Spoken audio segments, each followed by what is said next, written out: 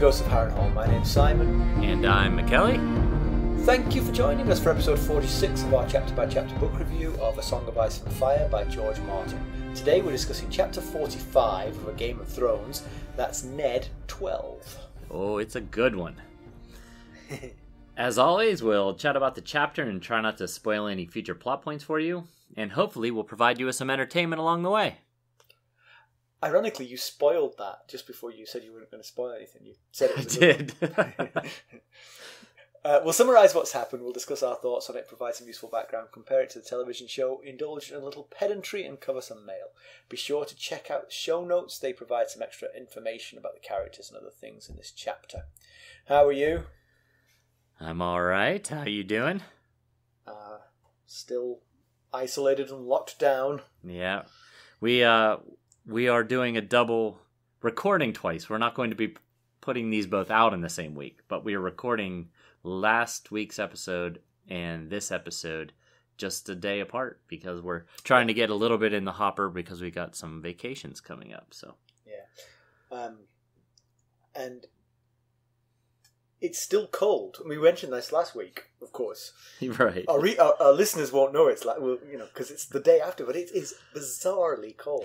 It is. I've never known cold weather like this in June. No, never. Usually, this time in June, it's so hot my grass is already burnt out. Right, yeah. But instead, I'm walking around in jeans and a sweatshirt, and it's mid-June. But I've got back onto my bread making. I'm like, well, I've got a whole week of cold weather. I can make some bread. And I guess I shouldn't make any ice cream because it's too cold for that. Although I'd still eat the ice cream anyway, so what am I talking about? You see, I'd eat the bread if it just wasn't too hot to make it. I would choose bread over ice cream any day. Yeah? Really? Would you? Yeah. That is such a fundamental difference between the two of us. There's very little as far as things to consume that I would choose over ice cream. It's way down at the bottom of my list.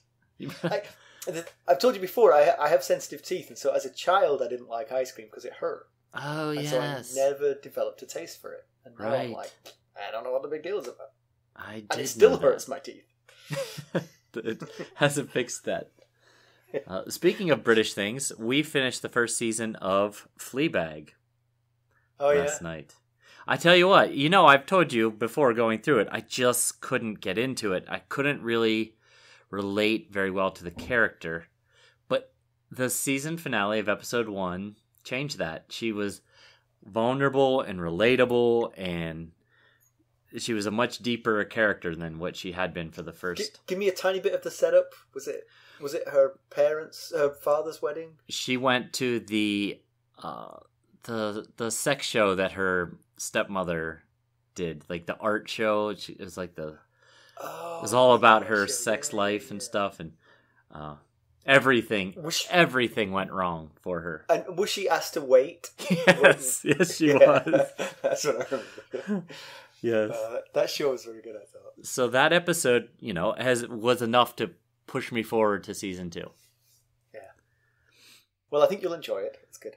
Yeah, I think season 2 is probably better. I remember season 2 better than season 1. All right, good. I have something to look forward to then. All right. Well, we have a ton to get through today, so let's get down to business. Quick recap of what Ned was up to last time we saw him. We don't have to go back very far because he's been in the last episode and the one before that. Because 2 episodes ago was a Ned chapter, and last chapter was Sansa, where she met with Ned. So, right. He's getting around, that Ned. He's everywhere. Yeah, he is. Yeah. So, despite the bad leg, he's been running the kingdom while Robert hunts. While in charge, he stripped Gregor Clegane of his titles and dispatched Beric Dondarrion and Thoros of Myr and a contingent of his guard to bring him to justice. He's decided to send the girls back to Winterfell. King's Landing is no longer a safe place. And courtesy of an offhand comment by Sansa, he thinks that he's cracked the secret that led to Jon Arryn's death. McKelly, why don't we give them the summary?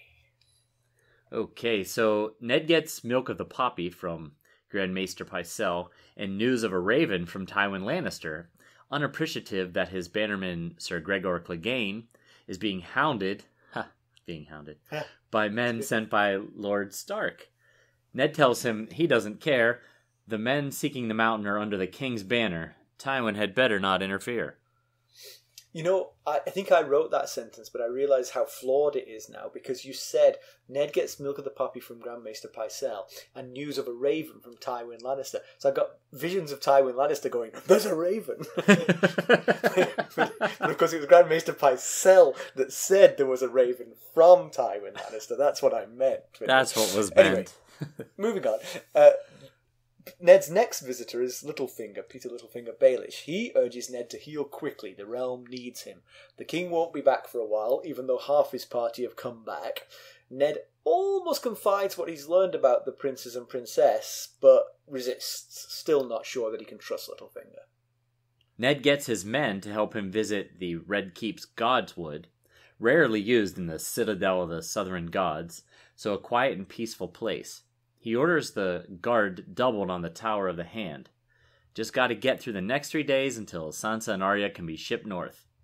Ned sends Fat Tom with a letter to the Queen. Cersei arrives several hours later. Ned's not too worried. His leg feels better. He's comfortable in a Godswood. Right. He can hang out there for days. He confronts her with what he knows.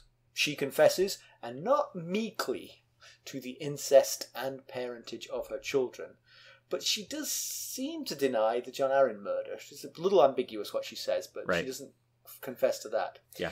She owns what she's done and feels no remorse. Ned tells her that when Robert returns, he'll lay the truth before him.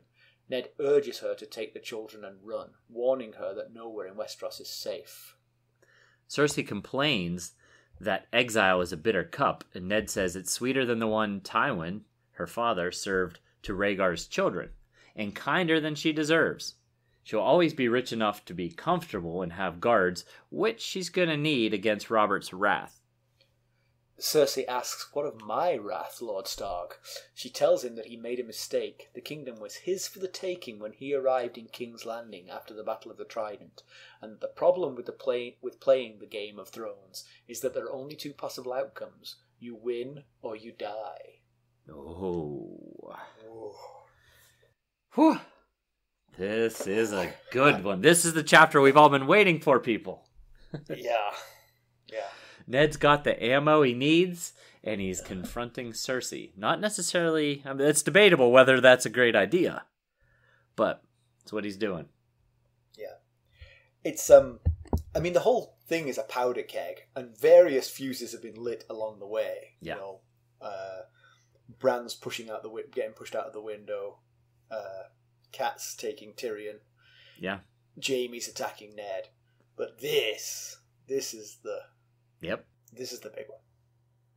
Alright, so from the top, Ned gets his meds from Pycelle, who Ned, like we, now see Pycelle as a pure puppet of the Lannisters.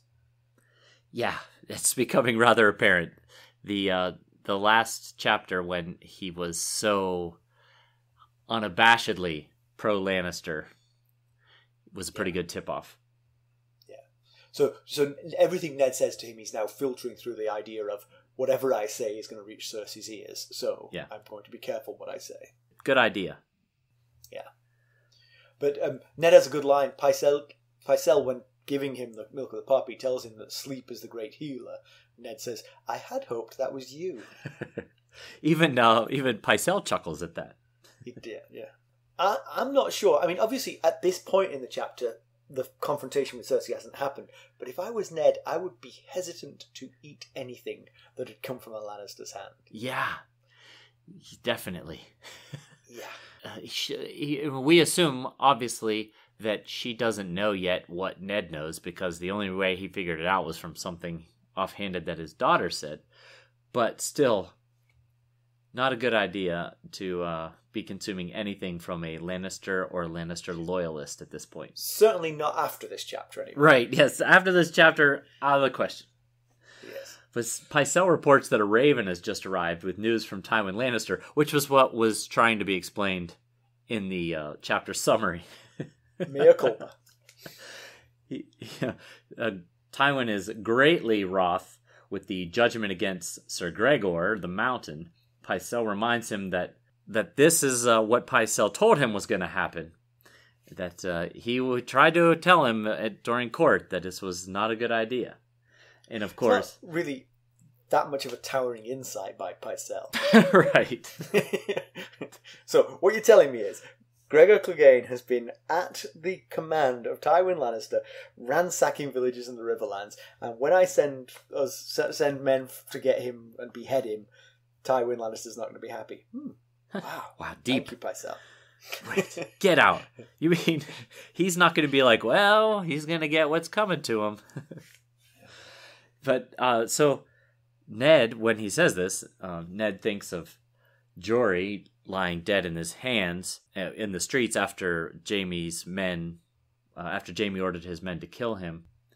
And he thinks of the vengeance against the Lannisters that this brings. But if you remember, in the chapter where he levied this sentence against Sir Gregor, he kept telling all the other people who were speaking of vengeance, like Mark Piper and Loras Tyrell, that this is not about vengeance, it's about justice. So he was saying it, but he wasn't thinking it, I guess. Yeah. So Ned says to Pycelle that he's not worried about Tywin's unhappiness. If Tywin interferes with Dondarrion's quest, he'll have to answer to the king because they're flying under the king's banners. And then he follows up with, the only thing that Robert enjoys more than hunting is making war on lords who defy him. Yeah, he said that, all right. I'm not sure he entirely believes what he said, but he also knows that what he tells Pycelle is about to go directly to Cersei. So I think his line that he thinks in his head is that he hopes that statement rattles her perfect teeth. So yeah, but I don't think it's Robert's changing character. I think Robert really does like making war on lords who defy him. It's just that no lord has ever defied him who was his father-in-law and he owed 6 million golden dragons to. Yeah, it's a good point. Those are the problem areas here. Yeah, that's a potent combination. Yeah, if you were to come back from the hunt and Ned were to say, a lord has defied you, let's go, Robert would be like, all right, who is it? Tywin Lannister, wait a minute. Whoa. You see, the thing is this. I'm busy. Yeah. I got a lot to do. Yeah. So Ned, after Pycelle leaves, Ned tries to think what Jon Arryn would have done with the secret that he's now discovered. But then he has a chilling thought. Maybe Jon Arryn did exactly what Jon Arryn would do, having discovered this secret, and that's how he ended up dead. Yeah. Right. So you got to be careful doing exactly what he did. Exactly. I got to think what the wise man Jon Arryn would do and how that ended up getting him killed. Yeah. But if you remember Varys, back when Varys came and visited Ned in his chambers, he told Ned that Jon Arryn died because he was asking questions. Right. So. But of course, if Jon Arryn reached the same point that Ned did, his questions were over. Now he had answers. Right. It's kind of what you do with those answers that's the more likely thing to get you killed. Yeah. Ned describes the secret as the sword that killed Jon Arryn and the one that will kill Robert. Which is an interesting thing. It says it's slower, but it'll definitely be the end of Robert too. I guess he means his mental, like he's going to go unhinged here when he discovers this. Yeah. Yeah. The 3 children you've raised were cuckoos. He's definitely going to go unhinged, but can he really be shocked that his wife in this incredibly loveless marriage has been unfaithful to him, you know? So, it's the nature of it, though. It's yes, the nature of it. Absolutely. And the fact that he's the king and he has basically unchecked power. Yeah, you know. So the whole realm will hear this story. He'll look like a fool and... Right. Yes, he'll be absolutely mortified. We'll be right back. Hello, friends. Are you ready to make some unforgettable memories? Well, if so, consider the Marriott Bonvoy program. Discover the perfect destination for your summer getaway and unlock exclusive deals on luxurious accommodations. With our affiliate partnership, you'll enjoy unbeatable savings and a seamless booking experience. Don't let summer slip away. Visit Marriott Bonvoy today and make this vacation season one for the books. Use our Ghosts of Harrenhal affiliate page to check it all out and buy Bonvoy points or give some as a gift. The link to our page is in the show notes. Yeah. But, so after Pycelle leaves and Ned's having these thoughts, and LittleFinger pops in for a visit on his way to see Lady Tanda Stokeworth, who he was on his way to visit previously when he stopped in to see Ned. Oh, I'm thinking she might be fictional, and it's just whatever he says that every time he visits Ned, you know. Oh, I'm on my way to Tanda Stokeworth. Oh, yes. Stokeworth, right, sure. So, like Simon said in the chapter summary, he warns Ned to heal quickly, that the realm grows restive. Yeah, and I'd like to make a point here on the word restive. Restive is a fascinating word, I think, in the English language, because it sounds like the opposite of what it is. Yeah, I agree. I had to, like on my book, I can just hold down on a word and a definition will come up of it. And I had to make sure that I knew exactly what that word meant, because it doesn't sound like what it does mean. Yeah. The other word I think is the word incorrigible. Yeah. Which is applied to a mischievous child who needs no encouragement. Right. They are incorrigible. Incorrigible. Yes. Yeah. A quiet, shy child you'd hope they were encourageable. A mischievous child is an incorrigible. Sorry, it's complicated. I got onto a word thing. Yeah. So LittleFinger reports that the free riders and sellswords are flocking to Casterly Rock. Yeah. Well, I would if I was them. War's in the air, and the Lannisters have got the deepest pockets.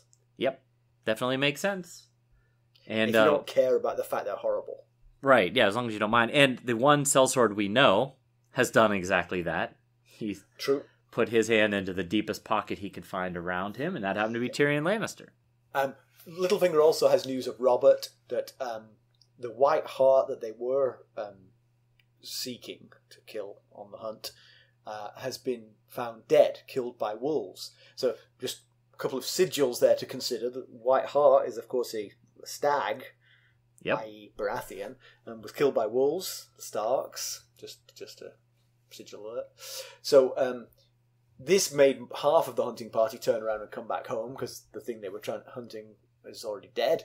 But then Robert heard rumour of a monstrous boar. If you're wondering about a sigil alert here, the only one I could find was House Crakehall. They have a brindled boar as its sigil. They are from the Westerlands. Uh-huh. The Lannisters. Could be. It could be something.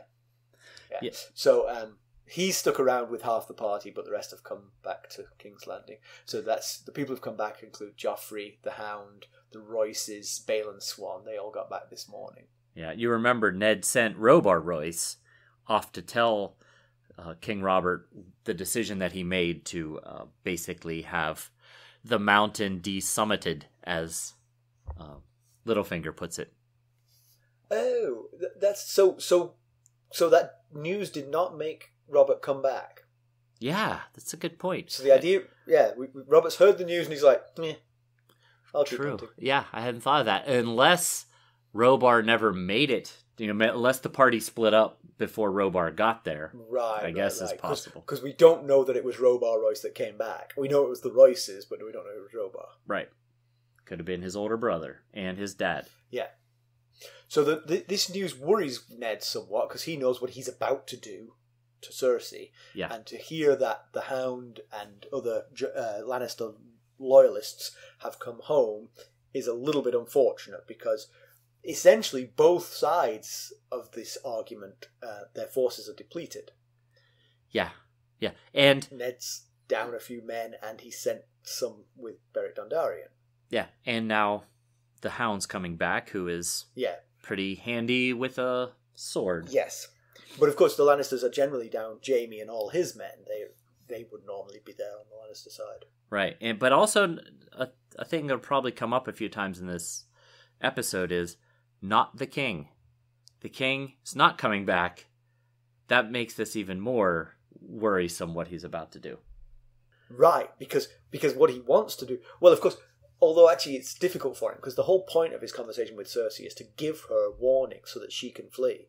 Because he doesn't want her and her children's death on his hands. Yeah, I got some... So if the king had come back, then he's in like a, what do I do? Yeah, I've got some conflicted feelings about that. I guess we'll get to it when we get to it, but... Yeah. It's a risky proposition. Yeah. Littlefinger talks about the fact the Hound might not be as happy as Ned thinks with the news of his brother's sentence to death. Because Ned was like, well, they hate each other. Everyone could see that. But Littlefinger makes the point. But he was his to hate. You know, didn't want anyone else hating him. It's the Hound's job. Yeah. And we know, Littlefinger tells us that as soon as the Hound came back, he came back with Joffrey. He went straight to the Queen, so he's going to be getting this news already, I would assume. Well, if we're right that Robar Royce made it to the hunting party, he already knows it. Oh, yeah, that's true.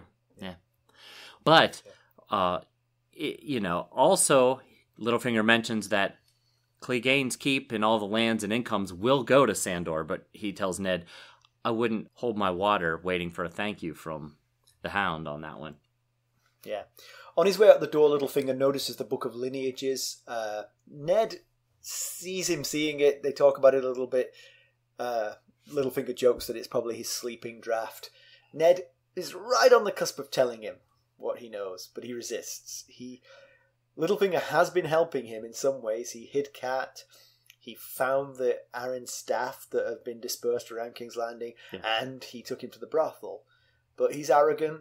He ran away when Jaime came out and didn't really help. Yeah, that rankled me too, if you recall.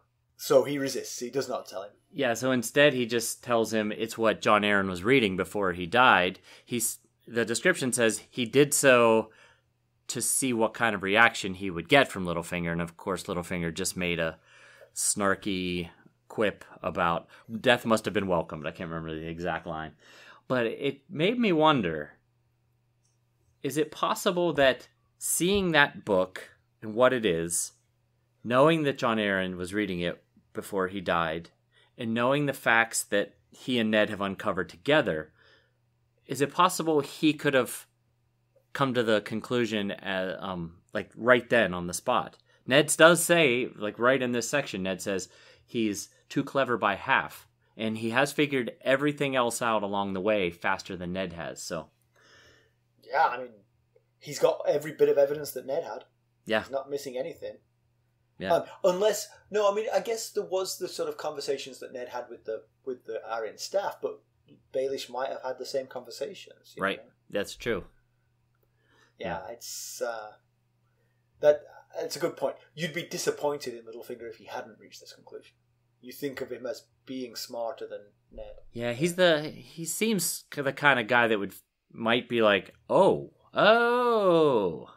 think I know what's going on here. And given that he's got sort of, he's not Varys, but he's got his own spies and lookouts, he might be at least suspicious of the possibility of an affair between Cersei and Jaime anyway. Yeah, you would think that some of these small council members would be suspicious, especially Varys. Yeah. Isn't it his job to know all the secrets? Exactly, yeah. So. But that's the thing, you see, I always think that Ned was a bit sort of dull for not getting to this conclusion quicker, but he doesn't know that. He doesn't know about Cersei and Jaime. We've known about that since the first Bran chapter, the second Bran chapter. Right. And that makes it more obvious to us, But yeah, I agree. I think Varys and Littlefinger, I'd be surprised if they didn't at least hear rumours of the affair, which would then give credence to the idea that you should formulate from all the evidence swirling around. Right. But Littlefinger leaves. He's got that dinner with the Stokeworths, or so he says. Mm-hmm. And Ned counts his friends in King's Landing and comes up with about 0. Which, Littlefinger did warn him not to trust anybody, including Littlefinger. So, hey, there's no one to... So it worked. He doesn't have anyone that he trusts. So yeah. So he goes through them. Littlefinger, doesn't trust him enough. Varys, he says he knows much and does little.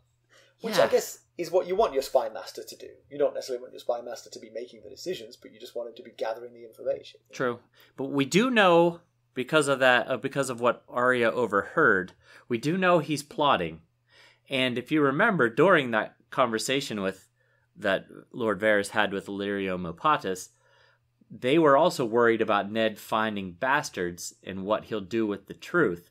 And I think the line was, if one hand can die, why not a second? You've danced this dance before. So now we have to wonder, now Ned has figured out the truth. If Varys finds out that Ned finds it, that Ned knows, is he going to have some sort of reaction based on this, one hand can die, why can't a second? Yeah. Just adds another layer. It's probably for that reason that Ned is not telling anybody. Right. Absolutely. Ned is not told, as far as we can see, he's not told any of his servants, any of his staff. Yeah. He's just keeping it entirely to himself. So going through the rest of the people, he thinks about Pycelle. Absolutely not. He's on the Lannister payroll. I wouldn't consider him a friend. Nope. Barristan Selmy, he thinks he's too old and rigid to be a confidant. That he wouldn't have the subtlety to keep a secret, or and this is Ned Stark talking. I think of all the guys he's mentioned, Selmy would be my choice if I had to pick one, because, like he said, he's rigid and honor-bound and duty-bound, much like Ned. So his first instinct would be to protect the king, because that's what his role is. And we know he's a pretty trustworthy guy. At least I feel like he's a pretty trustworthy guy based on our interactions with him. So if I had to pick someone of these guys to confide in, I would probably pick Barristan Selmy. Yeah, but Selmy stayed with the king on the hunt, right? So yeah, he didn't so come back. It's not an option right now. But what you just said is the reason I wouldn't trust him as a confidant, because he is so loyal that Ned might have very good reasons for timing the moment when he tells Robert. For instance, He doesn't want Cersei and the children killed. And you think Barristan Selmy would not take that calculus into it. He would simply go and tell Robert there and then. And that's why I don't think he's the right man to confide in, even if he was here. Sure, yeah, that's possible. You'd think he'd at least be able to comprehend, we're going to wait and see if we can get the children out first. But maybe not. Maybe that's what he means by he's too old and rigid. But the one small council member he doesn't bring up is Robert's youngest brother, Renly Baratheon. He doesn't mention him here, so... Well, he said before that he doesn't quite know what to make of him, hasn't right. He said that before. Yeah. That he seems too jovial, I think is what he thinks of him. Yeah. Not serious enough. You'd have to think... Well, I don't know. You would like to think he'd have his brother's best interests at heart, but you never know. We don't know much about Renly yet. Yeah. So Sansa and Arya are booked on a ship back to the north, leaving in 3 days. Ned has been troubled by dreams of dead children. He remembers Rhaegar and Elia's children, Rhaenys and Aegon, and he doesn't want the same for Joffrey, Myrcella, and Tommen. And you recall, we've had a few disputes between Robert and Ned over dead children. We had these two children here. That was a huge dispute that split them. They split up their friendship, and only Lyanna's death brought them back together. And we saw the huge feud over what to do with Daenerys. Robert wanted Daenerys and the unborn child killed. Ned refused to be a part of it, threw down his hand badge, and stormed out. So... yeah. Ned does mention that Robert can be very forgiving. If you're just listing a few of the people he's forgiven for fighting against him, Barristan Selmy, Balon Greyjoy, Varys, and Grand Maester Pycelle, all fought for the, with the exception of the Greyjoys, all fought for the Targaryens, or were on the Targaryen side, and now are confidants of King Robert. Right. Balon Greyjoy, of course, rebelled and tried to sort of name himself a king, and they all went over there and quelled that rebellion. Right. And that's how Theon ended up in Winterfell. Yeah. That reminds me a bit of Aegon the First Targaryen, Aegon the Conqueror. He kind of had the same code of conduct when it came to enemies. As long as they pledged fealty, he would offer them friendship, honors, land, office, all that. He just wanted, hey, you pledge your fealty to me, we're good. But Ned cannot help but conclude, this is just different. There is no way Robert's forgiving this. Yeah. Oh, yeah. This is murderous rage time, and nothing's going to stop it. This might send out a witch hunt, too, to find out who knows. Like, he might be as suspicious as we are about whether Lord Varys knew of this ahead of time or not, you know? Yeah, because that would be a betrayal. I mean, because obviously Varys doesn't want to unsettle the kingdom, but literally the crown, in the event of Robert's death, the crown would be usurped by a non-Baratheon. Right. If Varys kept this secret. And that is a genuine betrayal of the king, I would say. Yeah, definitely. We'll be right back. This episode is sponsored by Audible.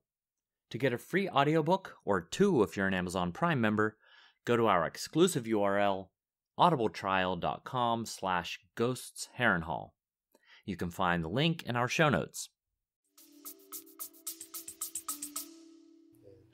So he also, all the pieces are falling to fitting together here now, and he connects the dots to Bran's assassination. He obviously had reason to suspect the Lannisters. Now he's got motive. Put those things together, and he assumes Bran must have seen something and had to be silenced. And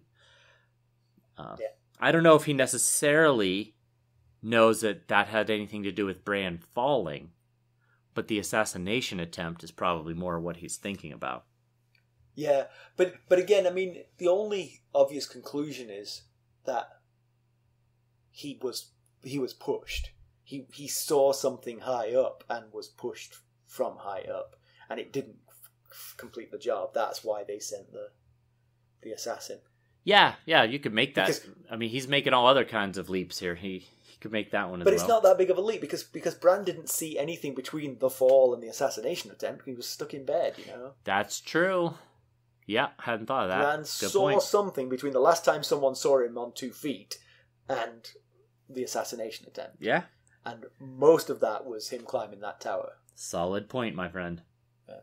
But so now Fat Tom is the captain of guard, and the description says this gives Ned a vague disquiet. And I was like, vague? Vague disquiet? If Tom is the best you've got left, you are in serious trouble, my friend. I think was it your pedantry, or was it just your observation about how Tom must be incredibly fat for that to be the description to use to describe him because of how dumb he seems to be? for his fatness to outweigh his stupidity. Yes. So Ned gets his dwindling household guard to carry him, help him to the Godswood, and he sends Tom with a message for the Queen. He's beginning to regret sending half his guard, his best swords, with Beric, but he does use, of the guards left, he tells them to double the guard on the Tower of the Hand. He doesn't want any invasion of the Tower of the Hand. Yeah, we talked a little bit about that last episode, that, boy, he just keeps handing out his members of his staff, and that could be a problem. I think we said this last time too, that some of them have come back. I don't think they're still working for the Gold Cloaks. Yeah, I think they all came back, but he just sent, I think, 20 of some of his best swords, including Alan. He only brought 100, and 4 got killed, 3 got killed. Yeah. Yeah, it's something like that. It's a slightly precarious position. But Cersei shows up. He sits there for a while. She makes him wait, and but eventually she shows up, and she's dressed plainly, but she is sporting the bruise from Robert. And he also he notices for the first time in ages just how beautiful she is. So yeah.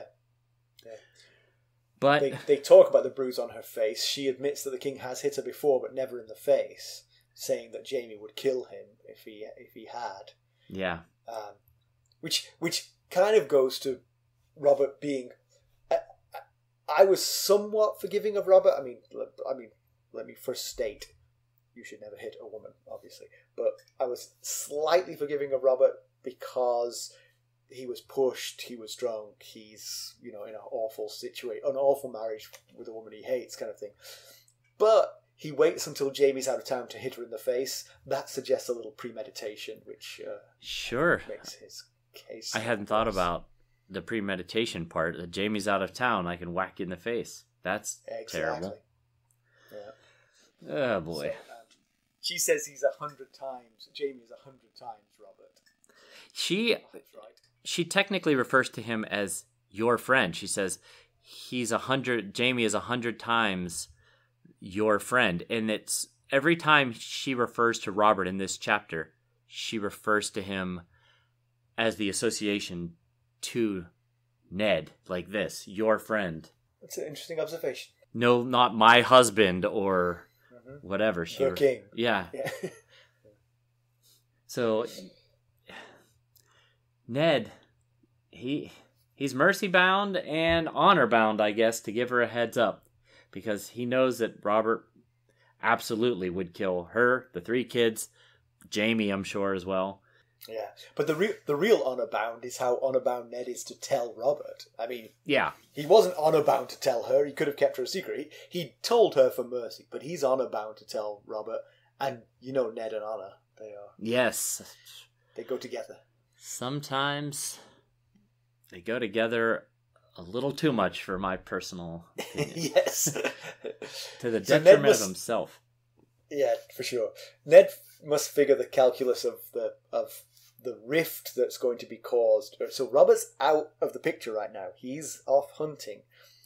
This could spill into violence right now in King's Landing before Robert gets back. Absolutely.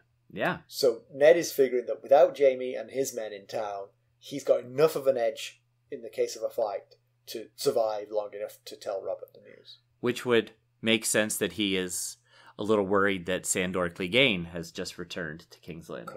Because that definitely narrows the gap if there was one. Yeah. Now, if we're going to go, Joff's personal protector versus Ned's captain of guard, I'm going to have to put my money on the Lannisters on this one. Yes. But this is so incredibly dangerous because he believes that she is the one that killed Jon Arryn because he hasn't talked to Lysa in a while. He doesn't know she's off her rocker. So he's still believing in the note that she said to them that said Cersei killed Jon Arryn. And now again, like you said, he's got motive. They've got motive. They've got motive for Bran. They've got motive for Jon Arryn. Yeah, absolutely. Yeah. And actually, that's right. In both cases, he was led to suspect them. Right. By the note, he was led to suspect the Lannisters for Jon Arryn's death, and by the dagger, he was led to suspect the Lannisters for Bran's assassination. Yeah, absolutely, yeah. And now he's been given a motive for both those things. Yeah. It's hard not to think, well, that's it. It must be true. Yeah. But is it wise? Okay. There's no hard return for the king right now. Maybe when you hear the king is on his way back or something, when you got a little more of a concrete return date for the king. LittleFinger made the joke that the king, if he had his preference, he would stay out there until both Ned and Cersei died of old age. So, there's no sense that this guy really wants to get back to continue ruling his realm. It just seems maybe a little risky to be giving her this kind of open-ended. He could be out there for another couple weeks. We don't know. That's a lot of time to allow someone like Cersei to scheme and plot and think. Yeah, exactly. Yeah. And the girls are still in town. Maybe at least wait till they're on the ship, Right. But the thing is, I think he thinks there's just a matter of days. So if he waits the 3 days until the girls are on the ship, then he's taken 3 days out of Cersei's fleeing time. And that might cost her life, Yeah, maybe. Oof, that's quite the. Oh yeah, that's quite the gamble to make right there. I agree. Yeah, I agree. So he believes she killed Jon Arryn, and he confronts her with it, and she completely admits to the affair with Jaime. She completely admits that the children are hers, but she doesn't. She snorts in derision at the idea that she killed Jon Arryn. She doesn't literally deny it, but she doesn't. Well, whilst giving all of this list of crimes for which her life is forfeit, she doesn't admit to the killing Jon Arryn. So we're still left with ambiguity there. Yeah, absolutely.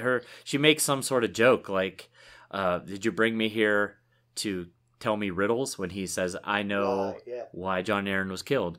So everything else she's completely direct about. And this one, she just kind of glosses over with a joke. Yeah. So Ned, we discover that Ned, since Sansa's comment clued him in, he's been reading the book of the great houses and descriptions of the lords and ladies more carefully. And it's finally confirmed everything to him, because over the course of the last few hundred years, Baratheons and Lannisters have married multiple times. And every time a Baratheon has married a Lannister, be it male, female, or female, male, the children have always looked like Baratheons. They've always been dark-haired every one of them until Joffrey has been pure Baratheon. Yep. As the line goes, the gold yields before the coal. Yeah. So, and this is completely what Jon Arryn meant when he said the seed is strong. So, but the leap to Jaime being the father is not concrete. Like, there's no evidence that Jaime is the father. He had to make a bit of a leap there, as to my understanding. I can't think of an instance where it was obvious that these children are fathered by Jaime.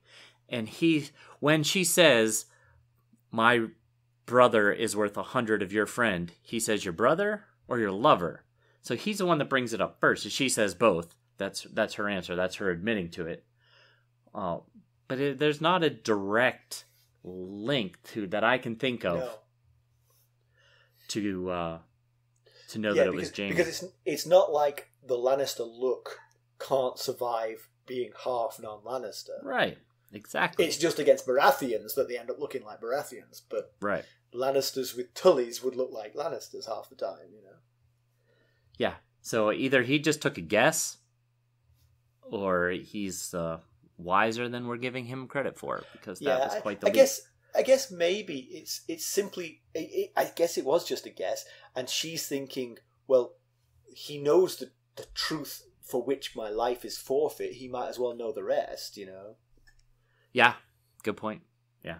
It's no worse now, And maybe his guess comes from the fact that of all the people who she might get alone time with to actually have an affair, her brother is perhaps the one where she might get that alone time. Yeah. With any other man, her servants, the King's Guard, would notice and report back. Varys would notice and report back. But because he's her brother and a Kingsguard, he has access to her. So maybe it was just that. Yeah, it must be. Because it's kind of an odd stretch to just assume those aren't Robert's children. It must be incest with your twin brother. Yeah. But she fesses up straight away. Which all the more makes you think, I don't think she's responsible for Jon Arryn's death. Because why not confess to that one too? Because compounding all of this is she now confesses to the one she really amazingly confesses to. I mean, like, one I would never have expected to confess to. She tells him that she tried to kill Bran Stark. Yes. If I was alone with Ned Stark, I would not tell him that in a million years. Even if his leg isn't a cast. Exactly. I mean, so she was in a revealing mood. Yeah, she was definitely in a confessing mood here. She says she did it to protect her children. And I guess the logic is, if Bran tells what he sees, then her kids would be in danger because she's having sex with her brother, and someone might get suspicious about the children. But there was no conversation about that. Like you recall in that chapter, it's not like one of them said, "Oh, we need to push him out because otherwise our children will be in danger." So they must. No, but I mean, that's the consequence. Yeah. If that affair ever came to light, you wouldn't need the Book of Lineages. You'd immediately just assume. I mean, given how much Robert thought of Joffrey, he'd be delighted to discover. That's true. To even suspect he wasn't his, you'd be like, right, you out of here. Yeah. Go to the wall. But oh man, Joffrey at the wall. That'd be a sight I'd like to see. But Ned wonders what Kat would do if it was Jon's life versus her children. And we got a little glimpse of that when Jon's saying goodbye to Bran. And he's leaving, and Kat says, Jon, and Jon turns, and she says, it should have been you. Well. So Ned asks Cersei how she never bore a Baratheon child, but she said that there was one pregnancy, but it was terminated. And for years, Robert's been so drunk that they've never actually had to have sex. And so she can't bear him to touch her anyway. So Robert wakes up the next morning unaware of the fact that he didn't manage it. Right. So that's how she's got away with it. Yeah, and so then Ned says to her, I remember the Robert that ascended to the throne. He was, the epitome of everything a woman could want. He was the king of kings. And why is it that you hate him so bad? So many other women would have loved him with everything they had. And she tells a story that on her wedding night, while they were in the midst of their relations, he referred to her as Lyanna. And Ned thinks of the blue roses that Rhaegar had given Lyanna that started all this in the first place. And it also answers a question that I think we had discussed at some point in the previous episodes, whether Robert and Cersei had ever been happy. And apparently, ever since their wedding night, they had not been happy. for about 4 hours. Yeah, maybe. Yeah. So Ned expresses pity for both of them, but Cersei rejects his pity. He tells her that she knows what he must do, and Cersei counters that a real man does what he wants to do, not what he must do. Yeah, and she then tries to use. I mean, she's come sort of like dressed in a way that makes her look attractive, and she puts her hand on his knee at this point and says, if Ned could keep the secret, bridges could be built between the Lannisters and the Starks. Should something happen to Robert, Joffrey would need a good hand of the king. Ned could be that person. Robert, presumably, she's thinking, will drink himself into an early grave. So it's not too far of a fetched thought there. Yeah. The problem is Joffrey's revolting, and the first thing I would do if I was Ned, having discovered this news, is celebrate the fact that Joffrey Baratheon will never be king. Yeah, you'd have that thought. Definitely would have that thought. Yeah. But she takes. So what you're telling me is I can carry on doing this crappy job for an even worse king. Okay, right. Yeah, sure. That's what I want. So then she takes things to the next level, and she really starts to try and woo him. She puts her hand on his thigh and then touches his face and says, "Your wife is 1,000 leagues away." And Ned's response is, "Did you make the same offer to Jon Arryn?" And whack! She slaps him across the face. And he copies her line from when Robert hit her, says, "I'll wear that like a badge of honor." Yeah, throws that back in her face there. And then she gets angry, as you might imagine. And yes. She accuses him of being just like everybody else. And she says, "You have a bastard. I've seen him with my own eyes."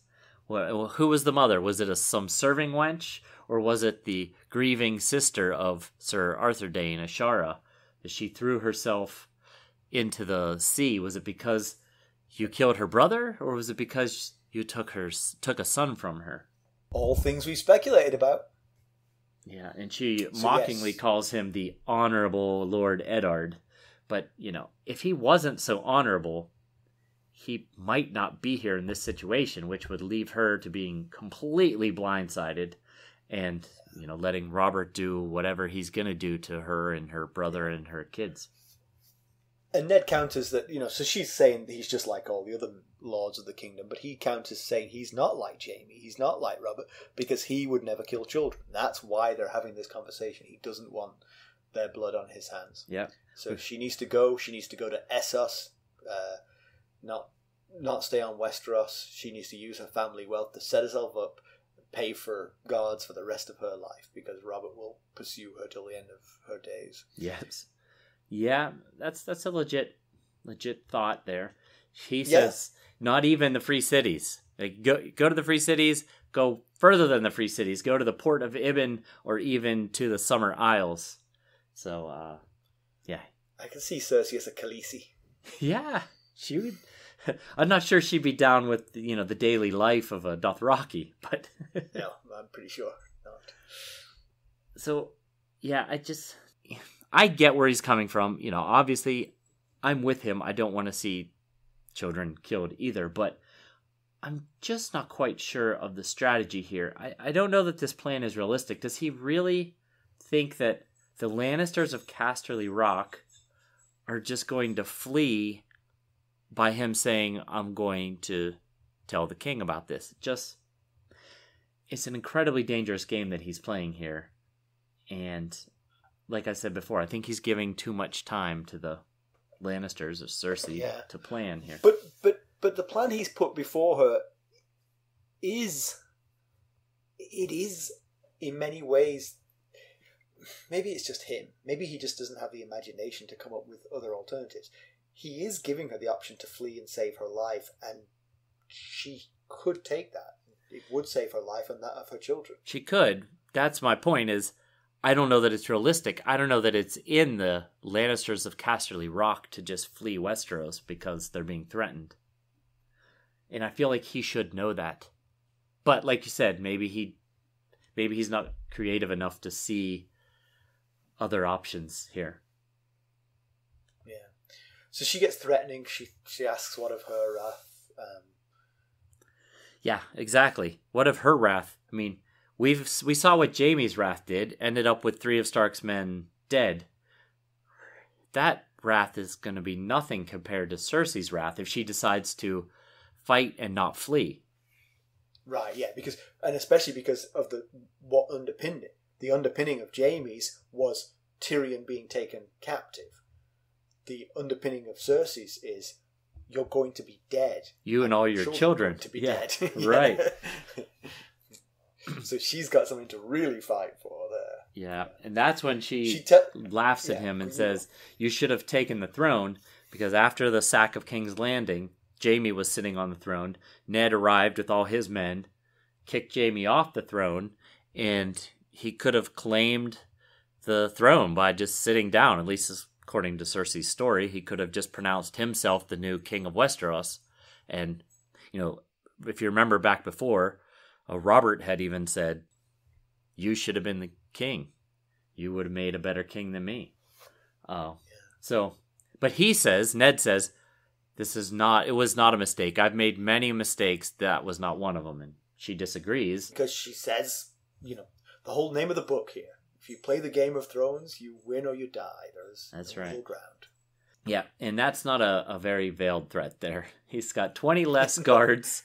Most of the good ones are gone. Fat Tom's in charge. He's surrounded by Lannisters. There's no king in sight. And his kids aren't even on the boat back north yet, so... It also perhaps constitutes a response by her. She's playing the Game of Thrones. She is not accepting middle ground. Yeah. She'll risk their lives to stay there. That's a good point. Maybe that's what she's saying too. Yeah. That makes a lot of sense. Well, fantastic stuff. Yeah. It's really good stuff. It's one of the big moments we've been waiting for, this confrontation right here. So background, what you got? So one of the things that Cersei says when Ned confronts her about Jaime, she says, yeah, Jaime and I are intimate together, and why not? The Targaryens have been doing it for 300 years. Yeah, that is mostly true, but some factors need to be considered first here. So, first off, not all Targaryen marriages were smiled upon by the faith in the realm. Even Aegon the Conqueror and his sister wives weren't completely accepted. At best... Right, and they encouraged people to be okay with their incestuous relationship by having dragons. Right. You want to turn a blind eye to this, or do you want to get fried? Oh, suddenly it doesn't seem so bad. At best, the High Septon ignored the fact in the name of peace and dragons. But Aegon's son Aenys, the second king of Westeros, wed his son and daughter to each other, and that began the Faith Militant Uprising, which lasted through his and his brother Maegor's reign.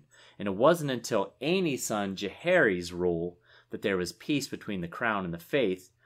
And Jaehaerys did marry his younger sister Alysanne, despite protests from their mother Alyssa Velaryon and stepfather Rhaegar Baratheon for fear of backlash for the incestuous relationship.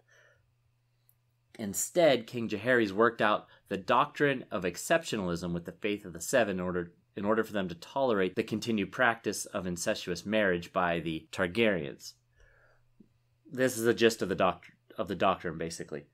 The laws laid down by the Seven decree that incest was an abomination. The doctrine agrees with this, but with one caveat. The Targaryens were not like others, being the only dragon riders since the Doom of Valyria. In addition, unlike the Faith of the Seven, they did not get their roots in Andalos, which is in kind of northwestern Essos, where the Andals are from. Rather, their roots come from Valyria, with different laws and traditions, and the Targaryens wed brother to sister as the Valyrians had always done. As the gods made them this way, it was not for men to judge. A side note, in Westeros it's not considered incest to marry cousins. Cersei's parents, in fact, Tywin and Joanna, were first cousins. Only parents to kids and sibling to sibling are the completely ruled out. Yeah, so I think Cersei's trying to justify it to herself. Right. I don't think she could legitimately make a case to the people. Yes. I don't think, let's say she could get rid of Robert and Ned, and, maybe, Joffrey's too young, so she assumes the throne and marries Jaime. I don't think that's going to work, really. Yeah, she'd need an awfully big but she dragon. Can justify it to herself. Yes, exactly. If you have a dragon behind you, people are definitely going to be more willing to play ball. So one of the places that Ned suggests fleeing to is the port of Ibn. Ibn is the main city on the island nation of Ibn, which is located in the Shivering Sea, the polar sea north of Essos. The Ibonese are frequently referred to as the Men of Ib. The nation of Ibn consists of several islands and settlements on the mainland of Essos. The largest island is Ib, which contains the port. There are some smaller islands south of Ib in the Bay of Wales and one to the north. According to George Martin, if you visualise Westeros as Britain and the eastern continent as mainland Europe, Ibn is kind of where Finland would be. When people visit Ib, they are restricted to the harbour and port of Ibn. They can only venture beyond the city in the company of an Ibonese host, which is rare. They were once ruled by a god king until the Doom of Valyria, and are now ruled by the Shadow Council, whose members are chosen by the Thousand, an assembly of various powerful people, similar to the Magisters of the Free Cities. The Ibonese are mostly known as whalers, and are one of the few peoples to sail the eastern waters of the Shivering Sea. That behaviour of not allowing foreigners to visit, I think that was quite common in China when the Europeans reached China. When the Europeans reached China, they didn't allow the Europeans to walk around freely. They kept them very carefully constrained to certain places, so they did, I guess, to keep them from learning too much useful information against them, perhaps. Huh. Interesting. I did not know that. So, comparison with the television show, most of the early half of this chapter is completely ignored. Ned making plans for the girls to leave, meeting with Littlefinger, getting milk of the poppy from Pycelle. None of that happens. We go straight to the scene with Cersei. It's broadly maintained. It's just in a plaza in King's Landing, not in the Godswood. And having been show-oriented for many years, I last read this book before I watched the show. So, it's been a long time, and so my thinking is kind of show thinking, and so it's interesting to read the book and have some notions dislodged. Yeah. The idea of a Godswood in King's Landing is kind of a surprise to me. I'd completely forgotten that it even existed. So, this episode of the show, sort of going to the importance of this scene, was called "You Win or You Die." That's right. That's what happens when you play the Game of Thrones. Yeah. So pedantry. Yep. It's pedantry corner time. It is. We haven't had any decent pedantry for a while, but we've mentioned this before, but couldn't Jon Arryn have come up with something just a tiny bit less cryptic for his dying words? Yeah. For instance, let me give you an example. Joffrey is Jaime's son. I believe that's the same amount of words as the seed is strong. Yeah. Maybe he just wanted to give them something to unravel, mystery to solve. Exactly. You did a escape room, didn't you? Yes. Yes, I've done several. It would have been really boring if it was just a big key. So this key opens the door. Yeah. Key hanging on a chain. Do you know I've done like 4 escape rooms, and I have never successfully gotten out of one. I mean, I have when time ran out. I'm not doing this episode from an escape room. I have never successfully gotten out of an escape room before the time ran out. I blame it on you on this video. Seeing you on this video, you could actually be in an escape. I could, yeah. It's featureless. There's nothing there. I blame it on the company that I'm with every time. That's got to be it. It can't be me. Was one of the challenges to get out of the escape room to record 50 episodes of a podcast? That's why I'm still in there. So news and notes. So please send us in your questions for the 50th episode. We're going to do a 50th episode special, probably like a midweek thing, not a chapter related one. But send us questions and we'll answer questions. They can be about anything. They can be about Game of Thrones. They can be about A Song of Ice and Fire. They can be about our personal lives. The world at large. The world at large, yes, what we think about the world at large. Just send them in. We will read them out. You can ask for them to be anonymous if you want. We'll do a little Q&A. I think that'll be fun. Yeah. So please send us questions. Send them in or we'll just make them up. You won't know the difference. Yeah, exactly. All right, so shall we draw some conclusions here? Yeah. So Ned held all the cards, and that honor of his caused him to share them. And if he didn't, he could almost certainly have crushed both Cersei and the Lannisters by, surprise, catching them off guard. Yeah. But he still has one trump card, which he hasn't yet played. Jaime's gone. The Lannisters are depleted, and apart from Cersei, leaderless. Yeah. The Starks are depleted too, but their leader is hobbling around, but very much present. Yeah, I'm still a bit concerned about the Hound versus Fat Tom matchup, though. I don't think that's going to go in Ned's favor very well. Maybe you target Joffrey, because the Hound is his bodyguard, so if you could perhaps tie him up with protecting Joffrey somehow. Maybe. That would go a bit against the whole thing he's trying to do here of keep the children safe, but... Yeah, but you're doing it... Yeah, I take your point. Yeah, if Jaime had been in town, though, then this... I mean, I wouldn't be surprised if they tried to kill Ned tonight. Yeah. If Jaime had been in town, Ned should have got on the boat with the girls and sent a raven from the boat. Yes, there you go. With the news.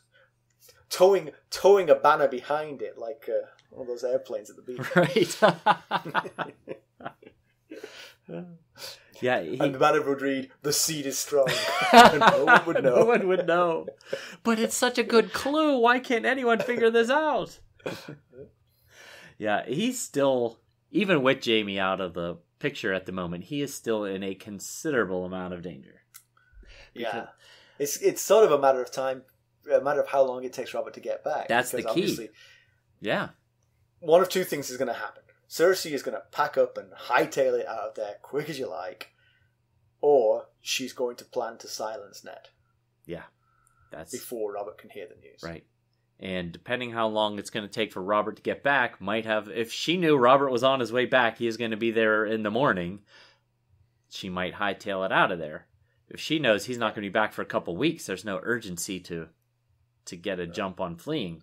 Right, but of course, now you have no idea how long he's going to be gone, because the other half of the party left him hunting. Maybe he gets bored after 10 more minutes, and he's right behind them. Maybe they catch the boar the next day, right? And he's 1 day behind them. Yeah. Maybe it takes 2 more weeks, and he's gone for weeks. There's no way to know how long he's going to be from this point onwards. Yep. You had a good question about Stannis. Yeah, well, I mean, let's assume the Lannisters killed Jon Arryn because he found out this secret. Let's assume the Lannisters would like to kill Ned Stark because he's found out this secret.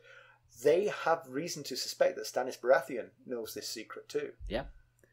He was following Jon Arryn around, as best we could tell. Right. Now, it's possible he could be like kind of in the LittleFinger role where, going along and helping to figure out details, but not necessarily know all the information. But you'd imagine that, I think they were compadres, they were talking. I think what Jon knew, Stannis knew. Yeah, it seems very possible. Saying, if this is, obviously this is a... Now, but here's the interesting thing. You've made this point earlier in the chapter. The secret is that they are not Robert's children. Yeah. The extra piece of information that Cersei volunteered is that they're Jaime's. Yes. I don't think there's any way for Jon Arryn and Stannis to have come to that conclusion without asking Cersei themselves. And I don't think that happened because of the way she reacted when Ned confronted her with killing Jon Arryn. Yeah. She did not seem to think that she'd done that. Yeah. It definitely is curious why she didn't confess to that if she was involved. Right. So, you asked the question before, could LittleFinger have figured all this out too? I think he could. I think he could and should and would. Yeah. And it'll be fascinating to see how that affects things if he has figured it out. Yeah. And like I said, just getting back to the point I made at the end of the general discussion, is all this for benefit? I know he's trying to save the children, but that would require her to do the right thing to save the children, to get out of Dodge, to flee. I don't know if it's in the Lannisters to do such a thing, so I just don't know if there's any point to what he's just done. Yeah. And with that in mind, Ned has absolutely risked his own daughters' lives to save Cersei's children's lives. Yeah, it's definitely put them at risk. And he's the one that asked the question, what would I do if it were someone else's children versus my own children? Well, in this case, we just saw he went and put his own children in danger to help save the other children. And let's not forget one last thing. Varys and Illyrio Mopatis, they're plotting something, and there was reference to killing a hand if he found out information that he just found out. So we'll have to keep an eye on if anything happens with that. Yep, indeed. All right, well, I think we're done. I think so. As always, you can reach us at ghost.harrenhall@gmail.com and follow us on Twitter at @GhostHarrenhall, Facebook, Instagram, and YouTube. And if you wouldn't mind going out there and helping us get the word out by leaving us a review on iTunes or podchaser.com or Google Podcasts or Apple Podcasts, that really would help us out. We would so greatly appreciate that. Thanks for listening. Thanks. Bye. Bye.